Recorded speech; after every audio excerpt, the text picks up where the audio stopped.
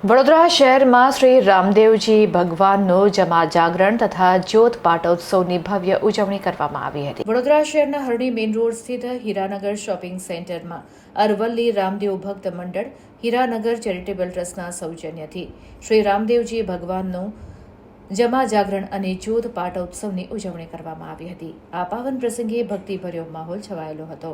કાર્યક્રમમાં અદ્ભુત ભજન સંધ્યા, દિવ્ય જ્યોત પ્રાગટ્ય, ભવ્ય મહાઆરતી અને આત્માને સ્પર્શે તેવી સંતવાણીના સુંદર આયોજન સાથે મહાપ્રસાદનું પણ વિતરણ કરવામાં આવ્યું હતું। આ મહોત્સવ પ્રસંગે પાવન આશીર્વાદ આપવા માટે પરમ પૂજ્ય મહંત દેવરાજ ગુરુ ગાદી સંત શ્રી દેવાયત પંડિતની ચેતન સમાધિ સ્થાનક અને જ્યોત પાટોત્સવના ગાદીપતિ શ્રી ભૈજી રામ બાપુ સહિત ઘણા નામી અને અનામી સંતો પધાર્યા હતા।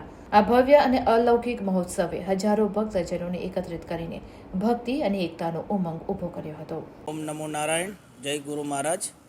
આજે વડોદરા ખાતે અલગધણી બાપાનો પાઠ છે અને અરવલ્લી ન્યાય પરિવાર દ્વારા આયોજિત સમસ્ત હરિભક્તોનો પણ એમાં સહકાર છે અને દર વર્ષે આ વખતે અલગધણી બાપાનો પાઠ થાય છે। ભજન, સત્સંગ, સંતવાણીનો કાર્યક્રમ, ભોજન ભંડારો, ગતગંગા આવે છે, સાધુ સંતો અને વડોદરા ગામમાં રહેતા તમામ હરિભક્તો આનો લાભ લે છે। ભવ્યાતિ ભવ્ય આયોજન થાય છે। રમેશભાઈ અને એમની ટીમ, રમેશભાઈ ન્યાય, એમની ટીમ આમાં ખૂબ સહકાર કરે છે। આજે હું દેવાયત પંડિત દાદાનું સમાધિ સ્થાન, દેવરાજ ધામ મોડાસાથી ધનગીરી મહારાજ, ભૈજીરામ મહારાજ, અમારે વિઠ્ઠલ દાદા, તુલસીદાસજી મહારાજ, ઘણા બધા સંતો આજે અહીંયા પધાર્યા છે। આખી રાત અલગધણી બાપાનો જમૈયો કરશું, હરિભજન કરશું અને સત્સંગ જ્ઞાનવાણીથી